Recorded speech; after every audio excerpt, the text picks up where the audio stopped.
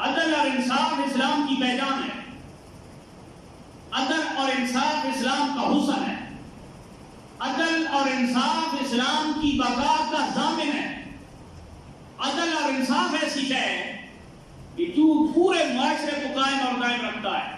اس لیے حضرت مولا علی شیر خدا رضی اللہ تعالیٰ عنہ آپ فرماتے ہیں کافر کی حکومت تو قائم رہ سکتی ہے، ظالم کی حکومت کبھی قائم نہیں رہ سکتی.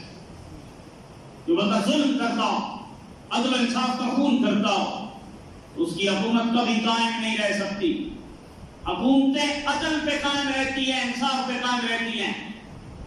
اور سیدنا فاروق اعظم رضی اللہ تعالیٰ عنہ یہ وہ شخصیت ہیں کہ جن کو عدل و انصاف کی علامت سمجھا جاتا ہے. عدل فاروقی آج بھی دنیا میں مشہور ہے. اس وقت سیدنا فاروق اعظم رضی اللہ تعالیٰ عنہ آپ کا وصال باکمال ہوا، ہزاروں میل دور مدینے سے جنگل میں چرواہے نے بات کر دی. ایک چرواہے نے بات کی، اس نے کہا مجھے لگتا ہے تو عمر فوت ہو گئے. لوگوں نے کہا تم ہزاروں میل دور رہتے ہو، مدینے کی خبر تم تک کیسے پہنچ گئی کہ آج تم نے یہ اندازہ لگا لیا ہے کہ حضرت عمر فوت ہو گئے. اس چرواہے نے کہا جس دن سے سیدنا فاروق اعظم مسند خلافت پہ تشریف فرما ہوئی ہیں، اس دن سے آج تک میری کسی بکری اور بھیڑ کو کسی بڑے بھیڑی یہ درندے نے منہ نہیں مارا. کوئی بکری نہیں اٹھائی گئی، کسی بھیڑ کا شکار نہیں کیا گیا. آج ایک درندہ میری بکری اٹھا کے لے گیا ہے.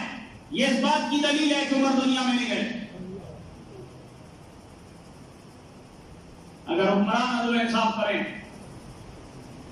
تو پھر دین کے حاشیے کے اندر عدل انصاف جاری ہو جاتا ہے، اور تمام تر معاشرے کا حسن و جمال عدل اور انصاف پہ ہوتا ہے.